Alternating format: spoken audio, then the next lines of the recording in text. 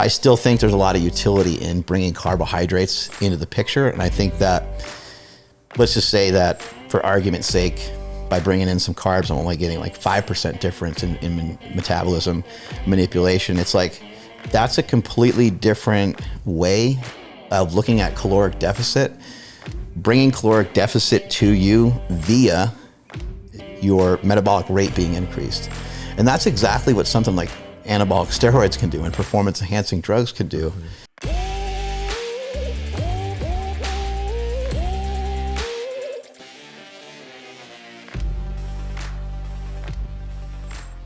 All right, guys. Well, today's show with Mark Bell is brought to you by our good friends over at Lumen.me, the makers of the best at-home sensor to determine whether or not you are burning fat for fuel. What I love about this device is it helps you personalize your nutrition and exercise to determine which foods are helping you oxidize more fats for fuel. This small handheld device measures the amount of carbon dioxide exhaled in your breath. If you have a low CO2 level coming out of your breath, that means that you are oxidizing fats for fuel. In contrast, if you warm up the device and pair it with your iPhone, which you can do in an airplane, I've done this at the airport, at a restaurant, in your car, at your home, in your kitchen, at the gym, you can use this anywhere. You don't need a Wi-Fi connection. And again, what makes it unique is you can determine which foods are working for you to help you burn more fat for fuel. It's all about personalized precision medicine and nutrition now, and you have this amazing device, which you can save 10% off by going to lumen.me/HIH. Again, that URL is lumen.me/HIH, and I'll put links in the description below. I use this all the time, and it really helps you personalize your nutrition to figure out whether or not you're achieving your metabolic health related goals. So with that, my friends, let's cut back to it with Mark Bell. Mark Bell, it's great to have you back on the show. Thank you so much. I appreciate it. It was a good workout with Sean Baker yesterday. Oh, it was great doing all those explosive movements, and the farmer's carry and all the stuff at his house was awesome. So awesome. There's something really unique about full body movements that I've come to appreciate. You know, maybe like 10 years ago, I wanted to do isolated chest and then biceps and back and tris or whatever. But now doing full body movements, I feel so much better. I really enjoy it too. I think the bodybuilding stuff has a lot of merit. Makes a lot of sense, hypertrophy and putting on muscle mass. I mean, we know some of the great health benefits of that, but I do think that if you only focus on that, I do think that you can run into some negative side effects of creating some stiffness, and not everybody will go through that. And if you do a sport and you do things simultaneously with some lifting, then you don't have to kind of suffer the fate that I did with just singular focus on like powerlifting, bodybuilding. It just made my body like really rigid because that's what that sport teaches you. Yeah. What I've noticed about athletes that train their full bodies, they generally have the best looking physiques. Right. Consistently over time. If you look at CrossFitters so that to me is really interesting. Just as you get older, you just want to be really efficient with your exercise. Well, and some people, I mean, just having like gigantic legs because you squat and leg press often, while that might be cool, it's not very practical when you're out trying to run a 5K or you're out doing, I know you like doing backpacking and stuff, and you're out on the trail and you got like 30-inch quads. Yeah. It's not going to be like the best feeling going up and down those hills and stuff like that. Yeah. I know we're going to talk more about fitness inevitably, but a lot of folks are interested in your new diet, the sugar diet. And admittedly, at first, when I saw this starting to trend, I was like, "Oh, here we go, something." But you've been sharing with me your labs. Right. Very impressive. Your triglycerides are really low. Your ApoB to A1 ratio is awesome. We'll talk about labs in another video, but let's talk a little bit more about how you got onto this and what you've noticed so far and what you're learning through the journey. I've been a big fan of getting information from a lot of people for many, many years, listening to Charles Poliquin back in the day, all the way to Dave Tate, Louis Simmons, and so on. And then more modern day, people like yourself, people like Dr. Sean Baker, hearing about, carnivore and keto from, all kinds of different sources, and studying like books like Body Opus from back in the day. And I've been doing this stuff for a really long time, probably the mid 90s when I first started to mess with like a low carb diet, and I was still in high school. And then just like, over the years that kind of morphed and changed, and I ended up doing some carnivore experiments and some carnivore stuff. For me personally, only doing carnivore, only eating meat, didn't necessarily feel like it yielded any extra benefit. Didn't yield any extra benefit in comparison to me having a little bit of starch, in comparison to me having a little bit of vegetable, in comparison to me having like a little bits of fruit here and there and stuff like that. So I then switched to diet, and my brother and I talked about that on Joe Rogan's show many, many years ago about having meat and fruit. And so I already felt that having carbohydrate in the plan somewhere really made a lot of sense. I even wrote a book called The War on Carbs. Yeah. And that's how people know me. And so people get mad. They're like, you wrote a book called The War on Carbs. But in The War on Carbs, I did talk about the usage of carbohydrate and how I personally, this is my own thoughts on this subject, is I think it'd be great for people to really start to reduce the amount of body fat that they have, to really try to figure out how to get in better control of their weight, how to get in better control of their body composition. Once their body composition changes, well, now you can really open up the playbook. Unfortunately, the playbook might have to be super narrow when you are, first starting to lose weight. So anyway, long-winded story of just kind of saying that I've been open to different diets and different ideas and different things over the years, and shifted kind of from one thing to another, all in an effort to try to get better. And I started listening to some stuff from Cole Robinson. It's somebody I've tried dry fasting. I messed around with other types of fasting. Some of those things came from some of his recommendations of his YouTube channel, which is like the snake diet. He was the snake diet wizard on Instagram, I think. And I just found it super interesting. He talked about maybe potentially being able to help your insulin sensitivity. And I was like, I've heard this before. I've heard about the rice diet. I heard about Dr. Kepner's work, having people primarily eat rice to get past type 2 diabetes. And as I thought about it more, I was like, oh, wait a second. Maybe, and this is just hypothesis of mine, this is just smelly science, but maybe when you do a carnivore diet, maybe you're kind of hiding away from the potential that you don't have a very good way of regulating glucose in your body. But maybe if, and this isn't for everybody, but for probably most people, if they explore and they start to feed their body carbohydrate, maybe they can reteach.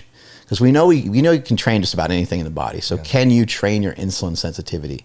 And again, maybe for everybody that's not the same, because maybe someone's liver is shot, maybe somebody has been sick for too many years, and so maybe the sugar diet type stuff, it's possible that it won't work for them.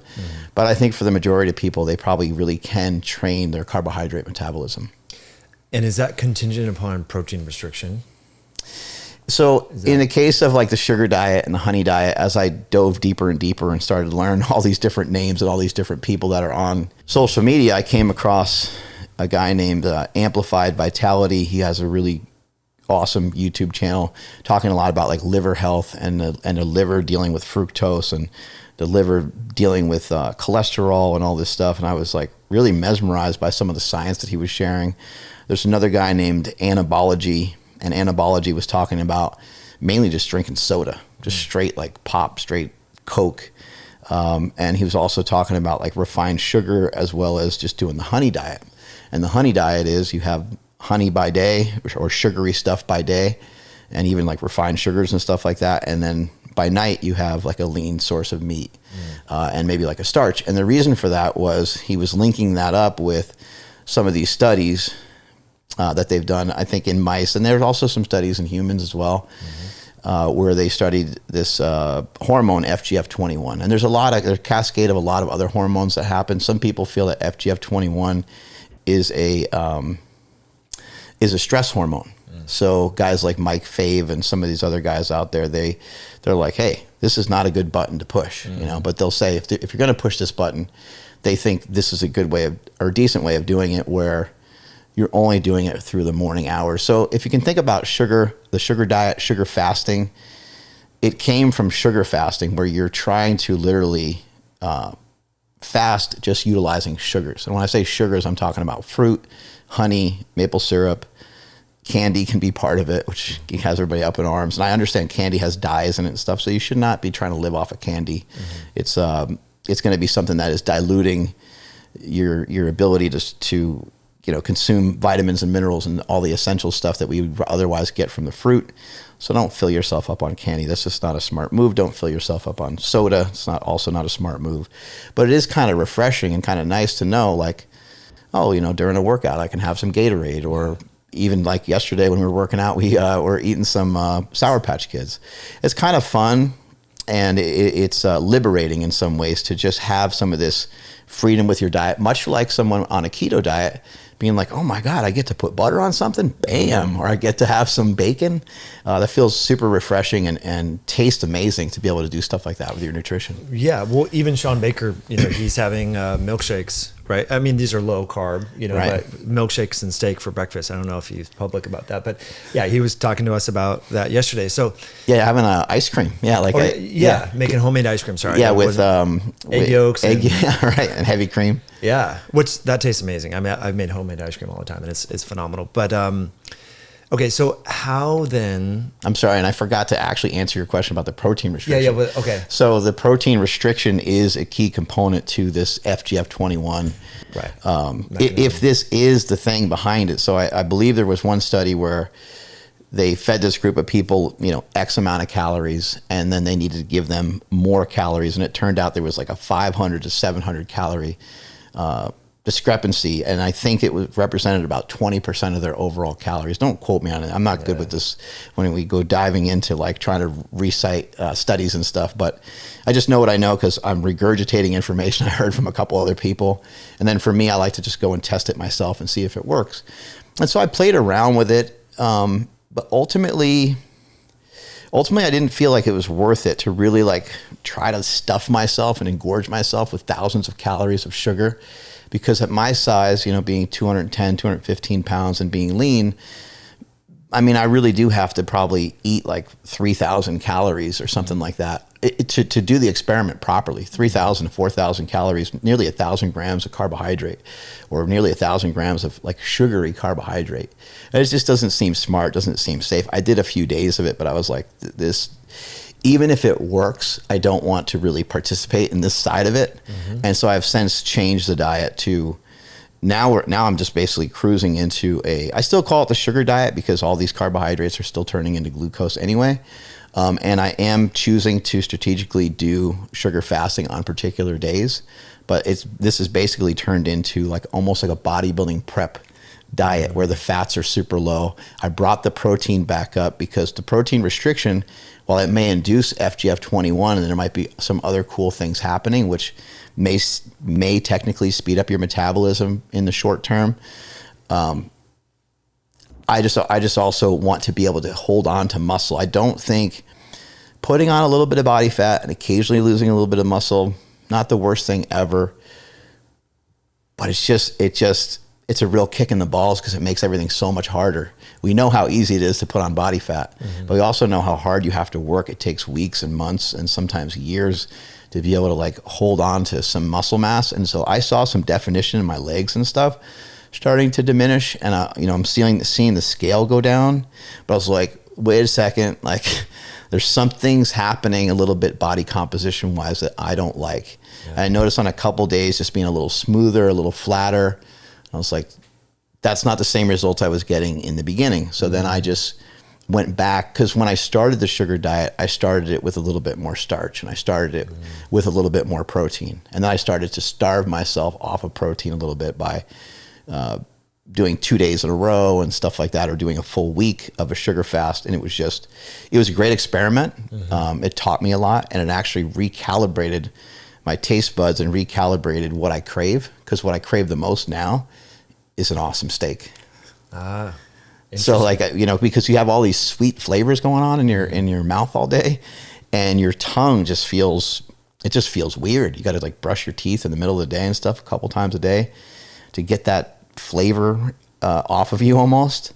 And then this is reported not just by myself, but by a lot of other people, that they're like, man, I'm just dying for a potato. I'm just dying for some steak. And it's like, holy shit, that's powerful. If people are craving that, that's like, all right, well, let's just empower people and say, yeah, go eat that.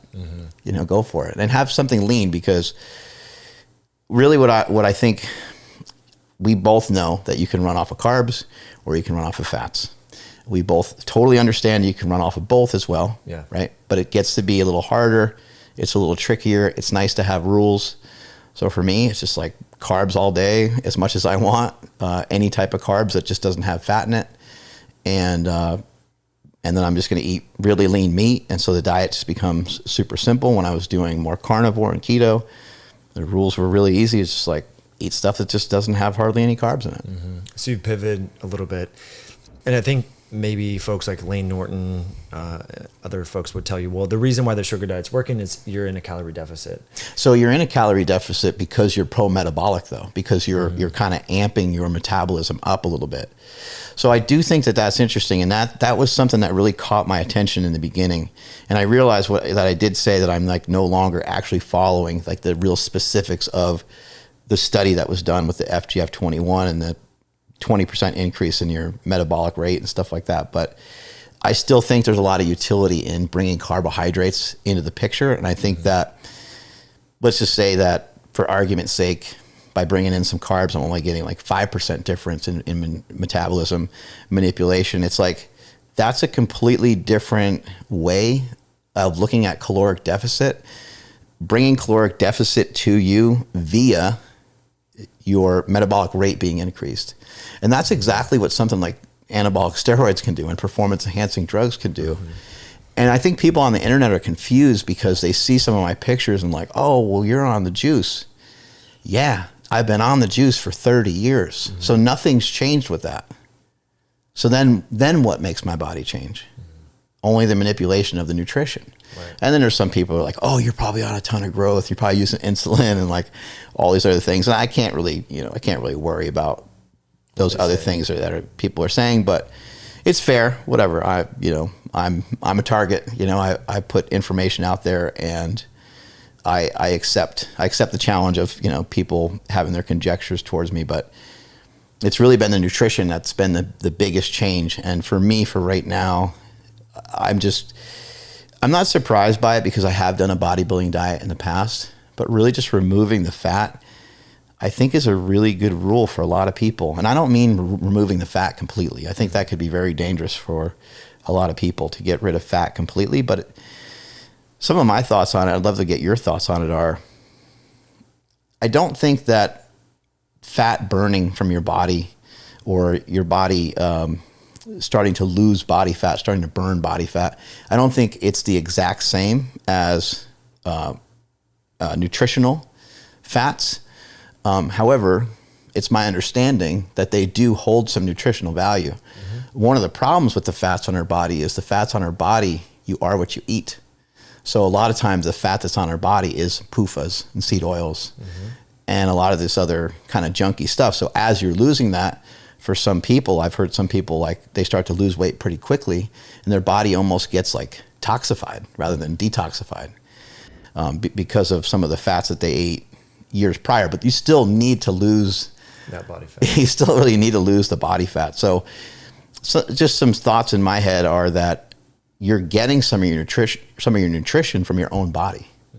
So if somebody out there starts to reduce their fat grams down to 20 or 30 and does it not every day in perpetuity, but does it for 3 to 4 days, has a little break, 3 to 4 days, has a little break, something like that would be more of a recommendation. I say have a little break. Maybe you go 20 to 30 grams of fat, and then maybe on those off days, maybe you double that. Maybe you go 40 to 60, and you kind of toggle back and forth until you get the desired results you're looking for. But people need to pull body fat off of their body, and I feel like this is a great way forward for me. I don't know my body fat percentage, but I'm definitely under 10%, and I'd still like to go down another couple percent, but I want it to be comfortable. Like, I know how to do it through bodybuilding, but when I was bodybuilding, I utilized a lot of drugs, I did a lot of cardio, and there was so much like meal prep going on. Yeah. And now this is just a different strategy. I'm like, I'll just grab some rice cakes and throw some honey on them. And that's it. And I'm ready to go. Yeah, I mean, to me, that's so fascinating because when we think about the physiology of fat loss, we know that you need low insulin, high glucagon, growth hormone generally spikes a little bit, and then there's this lipolysis from the fat cell and so forth. So to me, mechanistically, it seems counterintuitive that one could lose body fat from what I know, that way of thinking, understanding how the physiology works with hormone-sensitive lipase, lipoprotein lipase, all these things, right? I love what you're saying right there, and I think that there's some sort of key factor in there somewhere with the insulin. Yeah. Because my fasted insulin was low on my blood 3, work. you said. Yeah. Yeah. It was, and triglycerides are 35, very low. Right. So to me, it's like causing me to rethink about all these, because we worked out yesterday. I saw you with your shirt off, virtually no visceral fat, nice 6-pack, more so than most other people. So you're like, well, gosh, and I've seen what you've been eating, right? I mean, you had pancakes this morning and other things throughout the day. So I'm like, this is curious to me. Very interesting. It's interesting, and it's just like another route. Yeah. You know, it's like another way of doing things. And I know that there's people out there with great diets. You know, there's Dr. Ted Naiman with his conjecture with protein leveraging. Like, it's awesome. Protein leveraging is awesome. Yeah. And I still utilize protein leveraging. Like, if I'm at home and I'm fidgety and I want to eat something, it's like I'll just down a big thing of like non-fat Greek yogurt. You know, and I know that there's people on the other side that are like, no, we need the fat, and I understand that, and I think that that's still. You could still do that. Like, those diets are great. Like, by no means am I saying that carnivore doesn't work. By no means am I saying that keto's not good, or that those diets were trash, or that I was lying when I was doing them, or anything like that. Those diets were great, and they were great for me at the time. And maybe they'll be great for me again in the future. It's just that, like, I found out this other way. And I'm not even saying the way that I found is even new, because there really is nothing new under the sun. This is sort of repackaged, and when you kind of hear about some of this diet, you're like, wait a second, wasn't Mike Menser talking about this? You're like, wasn't some of these famous bodybuilders, weren't they talking about having like 10 to 20% of your calories come from fat? And even Stan Efferding, who, you know, his vertical diet book, I think, is one of the better diets out there. Stan is a promoter of eating more food. He's more of he comes more from the side of being more pro-metabolic. Like, let's get our metabolism higher. Let's not have you focus in on 1,500 calories so you can lose weight. Yeah. Let's actually reverse engineer this a little bit. How do we get you to burn 2,000 calories or 1,800 calories so you can be more comfortable while you're still able to lose weight? But even with Stan, he'll say, I think his diet calls for around 30% fat. He'll say, look, man, you want to get shredded, you might have to chop that down. You might have to chop that down in half, and you might have to even chop it down lower. Why? I think the calorie equation is a huge part of it, but I also just think that fat turns into fat easier. I know a lot of people say that. I know there's... Unless you're in a full-blown ketogenic diet. Maybe. Yeah. Or if you're in a caloric deficit, right? If you're in a caloric deficit, you can kind of do whatever you want. Yeah. But being in a caloric deficit, it's hard to manage. Long term. It can be really hard to manage, and there's people that can figure it out, and there's people that have the satiety signals and stuff like that. And I do also understand that what I'm proposing is like a double-edged sword. Most people out there, like people that are listening to this, don't necessarily need this advice that I'm about to say, but it's the general public that needs this advice.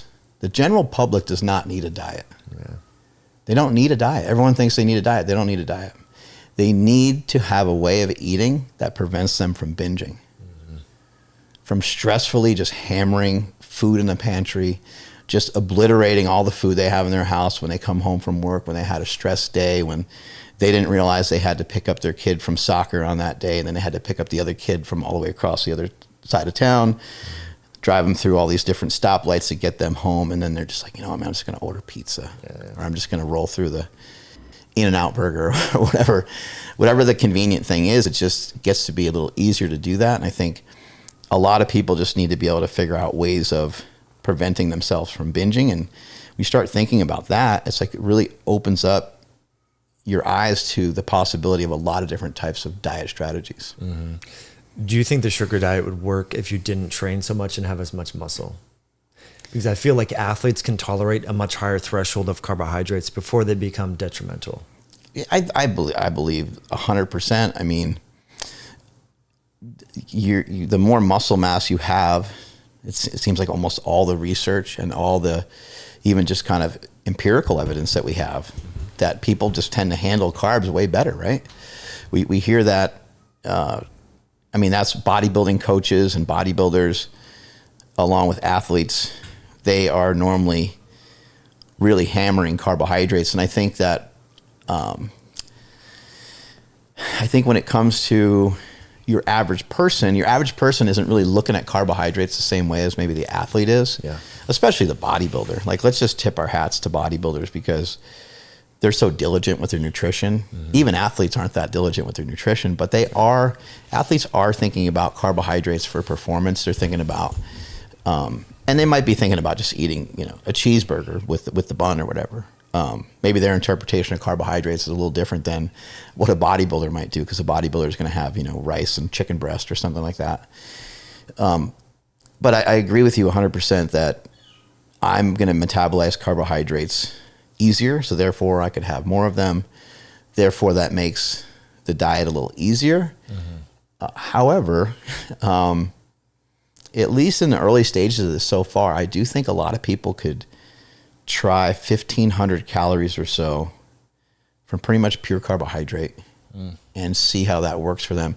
In addition to whatever other foods they're going to eat, maybe getting, half a gram to 1 gram per pound of lean body weight in protein and getting in like some minimal amounts of fat. But I mean, I just think the bodybuilders have had it right. That's how they've stayed lean for so long. They really chop their fat down, and fat has 9 calories per gram. And I hate being so strapped to the calorie equation. I think you hate it too. Right. I don't track. I don't believe you track, right? No. Sean Baker doesn't track. I mean, I think it's good early on if you've never counted calories or done any prep or things like that. I think it's good to kind of know, like, wow, this is like 1,000 calories, to get a good idea, a nice baseline, but long term, it's really not sustainable. Right. You're like, holy shit, I ate 4,000 calories and I thought I only ate 2,500. Yeah. And there's a lot of just like, empty calories. There's like somebody chugging down a Gatorade. They're not even really thinking about it. I think that's one of the problems in our country, is that like sometimes we think these things are sort of like benign, but just because you don't want to count calories, or just because you don't want to believe that something has a lot of energy in it, doesn't mean that it goes away. And just because I don't track and you don't track and Sean doesn't track and Nsima, my partner on the Power Project podcast, just because we don't track doesn't mean it doesn't count. Yeah. It's still there. The calories are still there. And Nsima is somebody that he's a little bit more like in the middle, but also if you look at him, you're like, well, he made it. Yeah. And I feel like I've made it too. I feel like my physique I'm very comfortable with my physique. I just like to do experiments. I like to kind of push myself at times. Nsima's doing jiu-jitsu, and he's pushing himself as a Brazilian jiu-jitsu black belt. So he has that game to kind of like work on. And for me, this is just a game, like kind of gamifying, like trying to get lean and see where it takes me, and then also pay attention to some of the blood work. Like, I don't want to be dismissive. Sure. Because sometimes we have a tendency to do that. Oh, well, this might be off a little bit because you train really hard. Your creatine or whatever the different levels are that might be off from training hard. Your kidneys might be a little messed up or something. I still want to be mindful of that. Right. And say, okay, well, next time I get tested, let me take a day or two off of training. Are my kidneys still messed up? Because I don't want my kidneys to be messed up. I don't want my health to be massively compromised. Now, if my health is partially compromised here and there, obviously I don't matter. I don't care that much about that, because I'm already somebody that rolls the dice with performance enhancing drugs. I try to talk about that as much as I can. I don't feel like I'm a health or longevity coach, although sometimes some of the stuff I talk about does overlap into that. Just by the nature of what we talk about. I've been talking for years and years about, things like walking and just exercise and getting outside and doing things in general. But I hope that I'm not ever trying to portray it being some sort of like longevity and like that I have all these answers on like health. I don't. But I mean, now your level of PED use, I mean, it's very low. I mean, you talked about 50 course. milligrams of test every third day, so 150 total per week. That's within the physiologic range. So, I don't think that's. And I was really excited last time I got my blood back, because my testosterone levels have usually been like 700, 800. Well, on this last one, it was like 1,030 or something. Really? I was like, this is great. From changing your diet. It could be from some of the change in the diet. It could also have been timing. Oh, so sometimes, that's a big swing, but sure. I also may have taken the shot the day before. Oh, right. Or something like that. I don't think I took the shot the day of, but I think I did take a shot the day before. So you do cypionate or propionate or? I do testosterone cypionate. I should probably get a propionate because it just short acting. Yeah, it's shorter acting. And I know a lot of people like to do sub-Q, but I always just go intramuscular. And yeah, and I have told you before, I like Primobolan, I like Masteron. Those are not things that you can get from a pharmacy. And why do you like those two compounds? I like those. I've always felt that testosterone is like the kind of the go-to to have as like the kind of main ingredient, and then having other stuff surrounding that. It's almost like what they've done with the GLP-1s. They now have because of the direct impact of Ozempic and some of those things have been a little bit harsh on people's digestion and stuff like that. They now have you're going to start to see people stack these. Oh yeah, with CCK or GLP-2 or other ones. Right, and there's like retatrutide, which does works on 3 different things and stuff like that. And so that makes more sense physiologically to me. When it comes to like a steroid, like people don't usually just take growth hormone. Right. If they take growth hormone, they usually take insulin. Correct. And also you're trying to be, because growth hormone can cause some insulin sensitivity issues when you start taking the dosage that like a bodybuilder would take. And so those guys have to be very conscious of how do they take the growth hormone without having the negative impact. And they do some of that by doing cardio. They do some of that by actually utilizing insulin. They do some of that by having a lot of I mean, for as meathead as the sport is, like some of the stuff they do, not advisable, but some of the stuff they do is actually super interesting. And there's like so much science that goes into it. For sure. The timing of everything and how much carbs you need to increase if you're on insulin. Right. Or, when you're on insulin because of the growth hormone. Yeah, there's all that. Synergy is amazing. There's a lot of people doing peptides. I dabbled with CJC and Epimorelin during the wintertime. I've never tried those. Dude, your sleep is like so much. Every night, my dream recall, dreaming about me. It was wild. And then it got expensive. So I wanted to do 3 months and give it a go. And this was sub-Q. I'm working with a doctor, by the way. But I have some friends who have done CJC and Epimorelin or Testosterone. They're similar.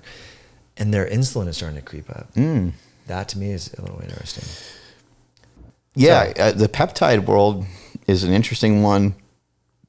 I think one of the cool things about the peptides is that they're pretty benign, but that's the tricky part, is like you don't really know exactly what they do. In your case, that's amazing that it had a nice impact on your sleep, especially like right away.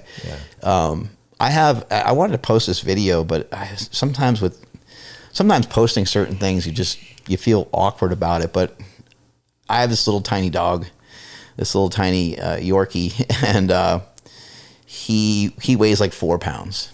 And when we first got him, everything was okay. And then like 3-4 days later, he was just in tremendous amounts of pain. And he would not only like just like whimper and stuff, but he would like scream every day. Whoa. So some people are like, oh, well, maybe he has like separation anxiety or something. We're like, oh no, this is different. He'd like curl up and he'd round his spine and he looked like he was in like a lot of pain. Yeah. And so one of my friends was like, well, why don't you just hit him with BPC 157 and TB 500? And I was like, well, shit, anything's better than like watching him suffer like this, So my wife prepped the shots for him every day, and did it for like 5 or 6 weeks, and boom, gone. Wow. Now I don't know if it was from that, right? Or was it just time?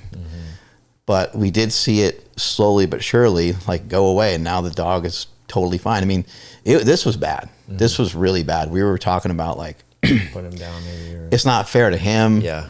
We can't make him comfortable. We'd hold him, we'd hug him, we'd squeeze him, we'd do all the stuff that you could try to, we couldn't console him, we couldn't calm him down. And it was super sad to see. And then that healed him that well. So these peptides are incredible. And I think I was listening to Dr. Mike Israetel, and he was like, he thinks 5 years from now, there's just going to be stuff. And I think, it's nice that we have PEDs and some of these things, but I think he's right. Coming down the pike is going to be some stuff that is going to probably blow testosterone and stuff out of the water. And also potentially, not that I think testosterone is tremendously safe. I actually think that a lot of steroids are really safe. And I'm sure, go ahead, leave a comment below. Go, come at me. I don't care. They're awesome. I'm not trying to sell them to people. I'm not trying to sit here and promote them and say that they don't have any negative side effects. But when taken appropriately, they seem, for me, it allows me to do a lot of the things that I love to do. And we all worked out yesterday together. I'm not I'm not some super freak when it comes to being exponentially that much stronger than everybody. When I was powerlifting, I was able to move some crazy weights, but that was very specific. I did those movements for a really long time, and I became an expert at those movements. And I basically mastered the squat, bench, and sort of the deadlift. Sort of, what do you mean? Well, the deadlift was, so interestingly enough, the deadlift was always my best lift raw, and before I ever got on anything, the deadlift was my best lift. I did a 633 deadlift, weighing right around 200 pounds. Natty. Whoa, that's solid. Yeah, that was a very good deadlift. And then I did a 766 deadlift, wearing I did sumo, wearing a squat suit and being all geared up and weighing 300 pounds. So the difference in the delta wasn't as much compared to the squat and bench changes. Yeah, the squat and the bench, I ended up squatting 1,080 and bench pressing 854 pounds. And this is back, in the days when we wore equipment. Equipped powerlifting is dead. It's gone. You don't really see it anymore now. People it's lift. All raw. It's all raw lifting, knee sleeves or knee wraps people usually wear. So, but yeah, that was the only lifting that was really, not necessarily the only lifting that was available at the time, but it was the only lifting that was available at the time when I was doing it. Everyone just wore powerlifting equipment, powerlifting gear. Initially, the powerlifting gear was more protective. It was just throw this on. It's going to help. So you're you don't blow out your groin or hamstring or something like that. And it was form-fitting and tight and supportive, and it allowed you to squat 50 more pounds. But then over time, manufacturers started making them thicker and started making them stronger, and then they could add, 100 pounds and so forth. Yeah. 854-pound bench press? How are your shoulders? I mean, we worked out yesterday. Your shoulders seem fine. It seems like it'd be minced meat up in your rotator cuff after all that benching. My mobility in my shoulders is a little rough. So even when I run, it's when I pull my elbow back to run, my whole body wants to roll that way because my rib cage, it won't move independently because the shoulder and the pec is tight. So there's some stuff. I mean, I'll have residual effects of that lifting forever, but it also made me rich and made me who I am. So it's it came with the territory. Yeah, it just came with the territory.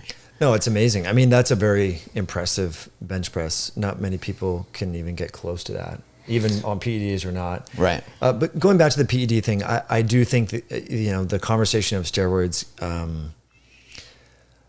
it's confusing for a lot of people. And there are certain drugs that I would consider more benign than others. You mentioned Primobolan or Anavar. I don't take those and haven't, but I mean, I know a lot of people that do. But I think the problem is the C17 alkaloids, Dianabol, Anadrol, Winstrol, some of those, because they are harder on the liver. Yeah. But back to Mike, is it Israel? Yeah, I think, these steroids are kind of like a sledgehammer. They hit anabolic pathways and increase DHEA or testosterone depending upon the drug, and then that can be converted to estrogen and other things. But I think to his point, in 5 years we will have very specific peptides that would only hit the androgen receptor, not be any conversion, and would bypass any hepatic or liver challenges. Yeah, and people are now injecting DHT too, and they don't really it's hard to. That's in beginning stages and beginning phases, and we don't know. The hard thing to do with any substance, whether it's fish oil or whether it's some of the stuff we're talking about, it's hard to figure out how to get the right amount to you because fish oil, I remember Charles Poliquin used to talk about having 15 to 20 grams of fish oil a day. Right. It's well, how the hell do you, I know you could have salmon and stuff like that, but it's very difficult to get those amounts. And then the same thing goes for a steroid, to get certain amounts of these things, could be very damaging in more ways than one. Like it could be catastrophic for your liver. It could be catastrophic for your kidneys.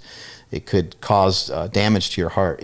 It can also just be a super painful injection because you have to inject, so much of it. So we're in an interesting time where people are starting to figure out how to tweak those things. And what I kind of hope happens, I hope that we get into a situation where if it is still like a shot or something like that, or maybe it turns into like a pill or something, would be really cool. But it'd be nice if that pill did a bunch of other stuff for you rather than just like raise your testosterone. Like imagine if you can, like whatever the super athlete is or whatever the superhuman is that we're looking to, I would imagine they have a cascade of hormones that tend to head in the right direction or are encouraged to go in the right direction with every single move they make every single day. That would be way more powerful than a steroid. Well, for sure. And to have everything in balanced proportion, Right. Yeah, I mean, the downside of anabolics is they do affect your thyroid function. So some people do have hypothyroidism from some of the changes hormonally, Right. So for me personally, I mean, I want to stay natural. And I say natural, I did dabble with CJC and Epomorlin in the winter. Oh, the truth comes out. So yeah, but I did 2 cycles in college, So I did my first cycle when I was 20. People always confess to me. No, I've told so funny. people about it. So I did. Yeah, I went pretty big my first time around. A base of test 600. I think it was 600 or 800 milligrams. See, that was normal though. Yeah, back then. At the time, that was normal. Now it's that's like 2 grams. Now people people lose their mind if you tell them that you had 600 milligrams because they're used to hearing the TRT dosages. For sure. But on a cycle, I mean, I had buddies and I read the Lewin's Anabolic Bible. So it was a base of testosterone, started out with D-ball, which is oral. I can't remember if it was 25 or 50 milligrams. I can't remember. I'm so excited listening to this story, by the way. And then DECA, 500 milligrams. And like every time I went to the gym, I was gaining strength and weight. And I went Feels from unbelievable, yeah. 190 to 240. Holy shit. It was stupid. That's it was great. It was wild. And then I, of course, crashed. I did all the PCT stuff, post-cycle therapy, Nolvadex and Clomid and HCG and all that. And then we were talking about tren. So then back then you can buy the conversion kit. So I started making Finna in my Phenoplex, fraternity house. And a few football players, I sold it to them, and they just got so jacked with no test, just the Finna. And it was from the pellets, right? Yeah, but there was a kit where you could pull out the stabilizers or the binders in it, and then re-inject sesame oil and sterilize it in the oven. Oh, it's so good. It was wild. And then my second cycle, I did a base of test. I think it was like 750. Tren every other day, 100 milligrams, and then started out with Winstrol injectable. What is the deal with tren? Have you? It's insane. Oh, I've taken tren before. Yeah. Tren's that drug incredible. Is wild. I used that for my bodybuilding show. I mean, I think I took like 50 milligrams every other day, like 3 times a week or something. So like 150, maybe 200, depending on the week or whatever. Yeah. But one of my friends, Andy Triana, his name is Go Superbrain on Instagram. Andy has this whole presentation where he talks about trend brain, and it's super interesting. All hormones do this to you, like if women with estrogen, men with testosterone, and all these different hormones, they do a lot of different things to you. But he talks about how powerful tren is and how it just changes your perspective on the world. Changes everything. It changes your sense of smell. It changes some of your senses. There's something with like the olfactory nerve or whatever that nerve is. That's your sense of smell. But it's just super interesting how that, like, what is it about that? How does that drug work so well? It seems like it helps with like being able to store more glycogen. It seems like it helps with getting the body this like hard and muscular look. It's interesting. And it's also fascinating that no one's really figured out how it works. Anything similar that's like a little safer. That's maybe not as maybe toxic, I guess. Yeah. That is it's an amazing drug. Yeah, I haven't touched it since, but what I notice is it's hard to get a deltoid pump. Even with a lot of like lateral raises or whatever. But every time I would train chest or shoulders, your deltoids, you could see all the 3 heads in your deltoid. Oh, everything would just blow up. It just causes blood and glycogen energy, if you will. The pumps were just wild. Yeah. So whatever, if you could create a peptide that didn't have the downside side effects Right. of tren, but had that pump, I mean, Yeah. people would love that. I also wonder how bad tren is in like smaller amounts. It seems like there's not an amount that's viable. Yeah, maybe. It seems like even in smaller amounts, it seems like it's not. Yeah, it seems like it's just kind of a junky drug that works well, but yeah, it's not hard on the liver, thankfully. Like Anabol, D-Anabol, and Winstrol are pretty hard on the liver. But Anadrol, sorry, right. Yeah, I screwed that up. But I think it's hard on the kidneys. Right. Yeah, tren. Yeah, that's what I hear too. And then it's really suppressive on the entire HB axis. So the crash post cycle is really hard. I remember my libido was like shit for 6 months. That's an interesting one, because a lot of times people get on TRT and they're thinking like that their libido or their erections and all these things are going to be better. And a lot of times that is what people see, especially in the beginning. But then you have to really like fucking balance everything just right in order for all those things in the bedroom to work the way that you're looking for. Right. I've heard that from a lot of guys that are on TRT long term, that their libido isn't as like initially, because you have endogenous production and exogenous, so you're like your partner can't keep up with you, right? Yeah. Like you're a machine. But then over time there is a little lull there. So I wonder what that is. Well, I think you start getting into the shrinking of the testicles has to play some sort of, I mean, you don't want to shrink your package, you know what I mean? Like your balls are still part of the whole package, right? Yeah. And I think there's something super interesting about utilizing a hormone like that and getting yourself sort of like, I would call it like oversexed. Like that's not really a great place to be.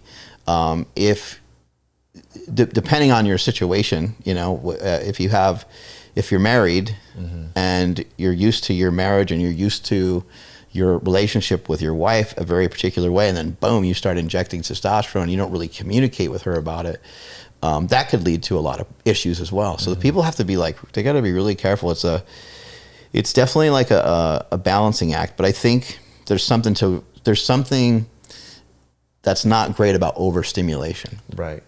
You're overstimulating that area, you're overstimulating those tissues, basically from your penis to your butthole. You're stimulating that kind of whole area. And that overstimulation and oversaturation of those fibers over a long period of time probably just isn't great. For sure. And then I think it speaks to the fact that when we think about libido, we characterize that with testosterone, but there's probably other ancillary factors or signaling going on. Yeah. So if the testes are really atrophied, then maybe that plays into the functionality or the libido aspect of it. But DHEA, have you dove into DHEA? This is maybe the adrenal glands. People don't really think about it in its anabolic effects, but it's an over the counter. Yeah. Do you take that? I haven't taken it like religiously. It gets like recommended to me a lot of times in coordination with like my blood work, and sometimes I forget if it's progesterone or pregnenolone, like one of those other ones gets suggested to me sometimes. And I've done them before, but I always stop because I'm like, I don't really know what this is doing. But what does DHA really do? What do you think? Well, I mean, this starts to decline in your 20s. It's one of the first hormones that declines, and it's really important for women, but also men as we get older. So I think because it's over the counter and it's so cheap, people don't think about it. But for me, that's kind of my TRT. So I take 40 milligrams of DHEA. So for men, you want to think about 10 milligrams per decade of life. So you closer to 50 at night, and it can antagonize cortisol. So it can help with sleep issues and all that. Cortisol is the only hormone that doesn't decline with age. So as we get older, more and more cortisol gets released. And so we want to mitigate that somehow, and DHEA can help. But yeah, I just think it's, especially if you're supporting testosterone, you should probably support DHEA. I think stuff like that's super fascinating because, so a natural guy, it sounds like they should definitely take it. For sure. For a guy that's utilizing some, hormone replacement and so forth, it kind of sounds like they should probably take it as well to help balance everything back out again. Exactly. And I think I may have told you about my brother's utilizing borax, which is like this cleaning agent. People used to like clean their hats and stuff like that, which sounds bizarre. But borax is just a more bioavailable version of boron. And it can my brother sent me like his blood work, and his free testosterone was like 90. Wow. It was like something crazy. So that's what that's supposed to do. That's supposed to help increase your free testosterone. Now, I don't even know if that's a healthy thing to do or a good thing to do. I have no idea, but it's just, that kind of stuff fascinates me. Totally. And then I think D-Aspartic acid too does a similar thing. There's a few supplements that have paired boron with aspartic acid. And then remember ZMA, zinc, magnesium, and aspartate? Balco Labs, That was popular. You still see those products out there. Mark, this has been amazing. Let's kind of put a bow on the nutrition side of things. Right. I think carbohydrate manipulation should be something people should dabble with, and especially if you exercise. Right. You know, I haven't had many carbs today, and I'm flat. But if I were to have more pancakes, let's say, or a bunch of fruit, it's Thanks for those sourdough pancakes, by the way. They're good, hey? They were amazing. Yeah, it's a fun little thing. So I mean, just finishing it off with having the sort of self-confidence to manipulate carbs and see what it does for you. I think a lot of people will be surprised at how well they can run off of carbohydrates. I know that there's some people out there like, no, I can't touch a carb, I'm gonna get fat. Yeah. I actually think they'll be surprised on a couple fronts. I think they'll be surprised at where they lose body fat from. I also think they'll be surprised at how they feel, because you're probably thinking, oh man, if I just like hammer down like a bunch of carbs, I'm gonna be like real tired. But I actually think to me, that's problematic. To me, that because like, why is it that a child, a 7-year-old, if you're sometimes people are like, oh, my kid, he had too much sugar, like, excuse him, he's running all over the place, going crazy. Why does it do that to a 7-year-old? But as we get older, why don't we have a similar response to sugar? And I'm not saying you should act super spastic or anything, but that is an interesting thing, that how we change with carbohydrate and how we function after having carbohydrate. I think a lot of things too are also fat. Like the fat is more responsible for stuff than we give it credit for. What I've found in many years of helping thousands of people lose tons and tons of weight, I've helped so many people lose over 100 pounds. What I found with people is there are people that have a sweet tooth, but it's rare. It's actually usually a fat tooth. Yeah. People have a fat tooth because most of what they want to eat has more fat calories than it does calories that are coming from sugar. Every once in a while I run into someone who's like, man, I just want I just want to eat, just regular like hard candy or something, red vines or something like that, but for the most part, it's always fat and carbohydrates together. So what I'd like to just propose to everybody is just, take a week, maybe 2 weeks, really try to dip your fats way down. You might have to buy some different foods and stuff like that. Get some chicken breast, get some lean turkey, get some tuna. I know those are all the things that people are like, oh, those are all gross. If you really hate those foods, then don't bother with, the rest of what I'm going to say here. But, and just get some carbohydrates, get some rice, get some potatoes. You'll find that the chicken is so much easier to eat when you're able to have it with rice. And chicken is easier to eat when you have chicken thighs. But in this case, we're trying to get rid of the fats. It's pretty simple. Yeah, just like throw the fats out the window as much as you possibly can. Keep your fats, maybe below 20 or 30 just for a handful of days, and just see how you feel from it. Put your carbohydrates up at like 400, 300, 400. Be a little careful at first. Don't just make a giant smoothie and down it.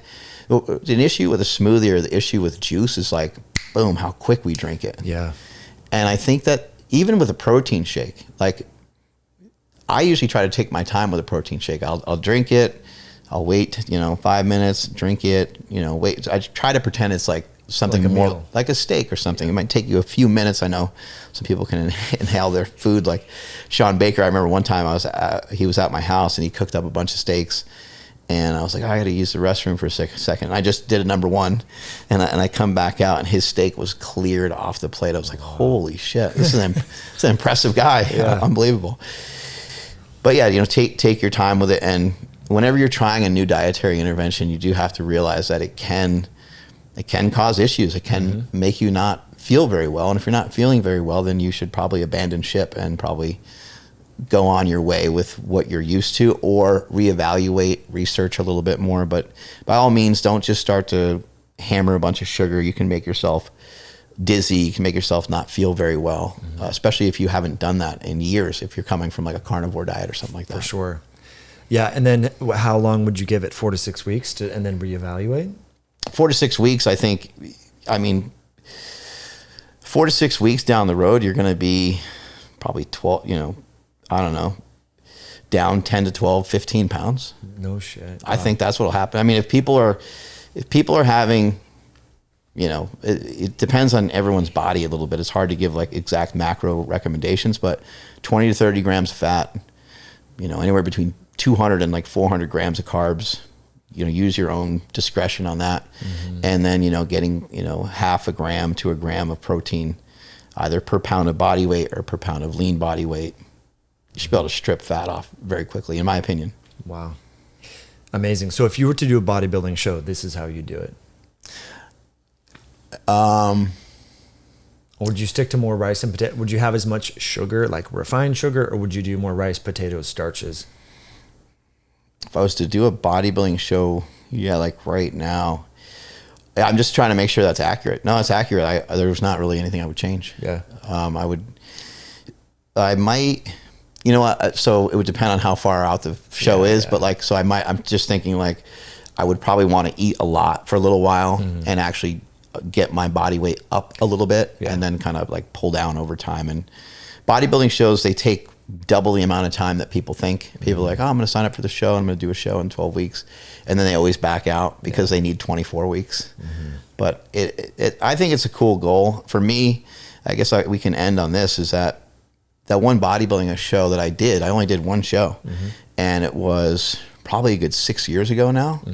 That one show changed my body composition forever. In what way? It just kept me wanting to stay as close to that as possible. I actually made like a pact with myself where I'm like, I'm never going to go above 10 to 15 pounds above what I weighed on stage. I'm going to, and I weighed 235 on stage. And so now I'm actually below that because I weigh like 215 now. But, and I'm lighter than I was when I was in high school. At 16 years old, I was like 240 pounds. Wow. So I feel awesome, and I would recommend that people, you don't have to go to that extent of actually trying like a bodybuilding show, because that is pretty daunting. Yeah. But maybe you try to set up like a photo shoot or do something kind of brave and bold and put yourself out there, or even just say, you know what, I'm getting my body fat tested on Monday, and then 6 months from now or 8 weeks from now, I'm going to get it tested again after trying some of the sugar diet stuff. Love it. Mark, appreciate you coming on the show. If folks want to connect with you, you're on Instagram, YouTube, and then your podcast. And I'm right here inside your house. Heck yeah. Based out of Sacramento. Yep. Mark Bell's Power Project. You can check that out. You can also check out my Instagram is at Mark Smelly Bell, and I'm doing a lot of stuff on my YouTube channel, which is also Mark Smelly Bell. I have my products, Within You brand, the steak shake, total carnivore shake. All of that stuff is available with my invention, the slingshot, at markbellslingshot.com. Love it. Yeah, your products are amazing. Thank you. I appreciate it. Thanks for innovating.